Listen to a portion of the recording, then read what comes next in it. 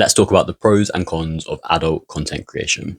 I'm planning to start posting some videos with advice about how to make a successful career out of adult content creation. I realized the first thing I should address is the question of whether getting into that kind of industry is the right path to follow. There are so many things to consider, and I think something that's often really missing from narratives about sex work is that it's not 100% amazing and it's not 100% horrible. The truth for most people is somewhere in the middle, and I think it's really important to address that. So I want to talk about the pros and cons and be open about all of them. To be clear, when I talk about adult work here, I'm only talking about online content creation. As I've spoken about before, some of the restrictions around other kinds of adult work are far-reaching, and there are legal implications for me to give advice about that kind of work in the UK. I should also caveat all of this by saying that these experiences are only mine. I feel like I say this all the time, but I don't speak for everyone. I don't speak for all sex workers. I don't speak for all content creators. I don't speak for all adult workers. I don't speak for all trans people. I'm sharing my experiences and giving advice based on the things that I've done, but that doesn't mean that that's going to apply to everyone. And that's kind of the point I'm making in this video as well. So let's talk about the pros and cons of adult content creation. So for me personally, I do sex work full time and I love it. It's been really life-changing and amazing for me, but at the same time, I wouldn't necessarily recommend it to everyone. There's a lot of things to consider. I'll start with some of the positives. For me, this is the first time in my life that I've been really financially stable. I'm my own boss, I get to work for myself, and I have a lot more control over my own time and my own day than I ever had before. That's nice on a practical level, but it's also just kind of empowering on a personal level as well. For me as well, the job involves a lot of traveling and I get to meet a lot of really amazing people. Another pro is that it's just a lot of fun. Sometimes editing and the social media side of it can feel like a creative outlet. Starting in this line of work as well has opened so many doors for me in terms of sex work adjacent jobs. So I've done modeling and writing and interviews and podcasts and all sorts of stuff. And that's been really surprising. Some of the negatives are that it's not easy to make a career out of it. It's not easy to make a lot of money. You might read that someone's managed to buy their first house within a year of starting OnlyFans or something like that. That's incredibly rare. Most people make little to no money on the platform. For me, I started in lockdown, and at the beginning I had a part-time job in retail, which meant that I was able to kind of build up my platform and my following more slowly and without as much pressure to turn it into a career, which was never my plan. I think there's a misunderstanding that it's easy money, and aside from the fact that a lot of people don't make money, it's also a lot of work. It's a bit of a cliche in the industry now, but we talk about how we have so many different job roles within one job. I film my own videos, I edit, I schedule everything on social media. You have to think about the admin and organizational side of all of that, even before you get to the point of filming. As someone who's self-employed, you then have to think about taxes and money and finances and how to manage all of that. It's definitely a full-time job. And although some people might get lucky, I think if you're planning to start and trying to make money very quickly, you'll be disappointed. The job is so admin heavy. Like, I call it sex work, but it's admin and then a little bit of sex. Most of the job is me sitting at my laptop doing social media stuff, editing, spreadsheets, everything like that. And therefore, another aspect of it is that you have to be really organized. I know this isn't easy for everyone. If you have ADHD or if you just struggle with managing your time like this, then one question would be, is being self-employed right for me? Or what tools can I implement to make this easier?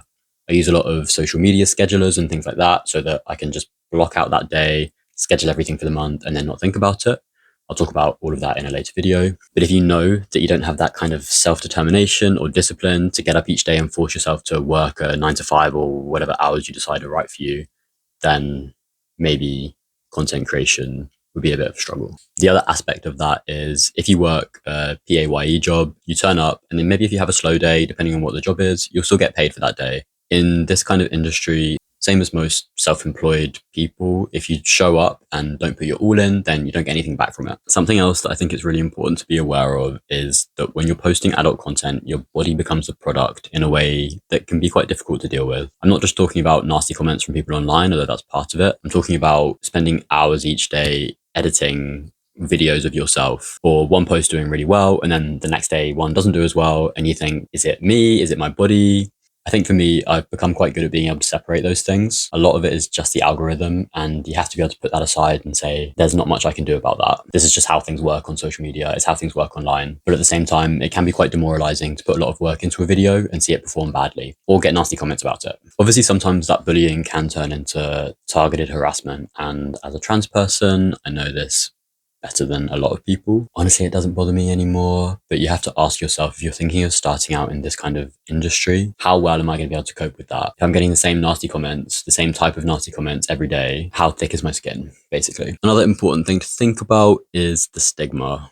And this comes in so many forms. So if your family doesn't know what you do, is there a chance that it could be held against you in some way? How anxious do you feel about the possibility of them finding out, about other people in your life finding out? If you're a teacher or you work in the NHS, you will lose your job if they find out that you're doing adult content creation alongside it.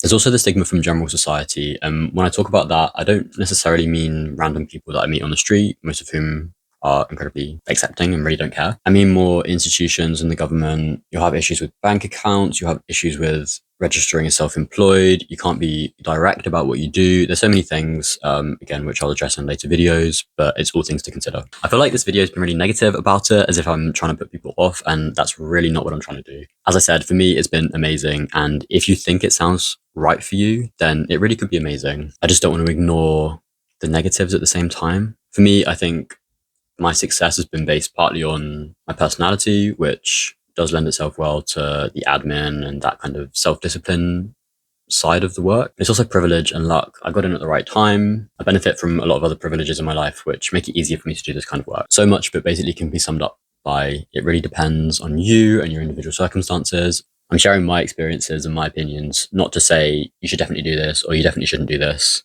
but more so that you can try and make an informed decision based on what's right for you. So this was just kind of an intro to the videos that I'm going to start posting. If you have any requests for topics that I cover as part of this series, then let me know. What I'm thinking at the moment is one about social media and scheduling and how to manage that kind of admin side of it. Another one about finances and taxes. One about how to film good content and what equipment you need. Another about sexual health. But I have a lot of ideas, so let me know if those sound good or if you have any other suggestions. And yeah. I'd love to know your comments and feedback about this video and about my ideas for the later videos. So just let me know. Bye.